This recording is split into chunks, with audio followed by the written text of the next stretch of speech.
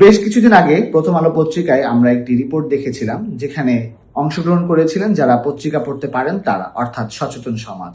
তারা তাদের জরিপে বিএনপিকে আগামীতে সরকারে যেতে চায় বলেই মতামত দিয়েছেন।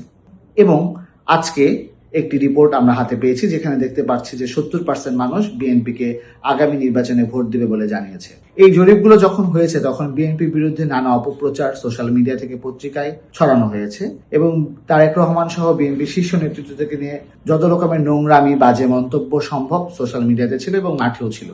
এবং বর্তমানে তারেক রহমান বাংলাদেশে এসেছেন, তিনি বিভিন্ন মহলের সাথে সংলাপ করছেন, কথা বলছেন, তার দলের এবং তার ব্যক্তিগত ভীষণ মিশন জানাচ্ছেন। তিনি চেষ্টা করছেন তৃণমূলের কাছে যাওয়ার, সাধারণ মানুষের সাথে সংযুক্ত হওয়ার। তো আমি মনে করি যদি আবার একটি জরিপ করা হয়, এই সংখ্যাটা আরো অনেকাংশে বেড়ে যাবে এবং আগামী নির্বাচনে বিএনপির সরকার গঠন করার সম্ভাবনা অনেকাংশেই বেড়ে গিয়েছে। এবং নির্বাচনী প্রচারণা যখন সকল দিক থেকে শুরু হবে, তখন আমি মনে করি যে ধানের শীষের পক্ষের যে জোয়ার তৈরি হবে, সেটি আর কোনোভাবেই আটকানো সম্ভব হবে না।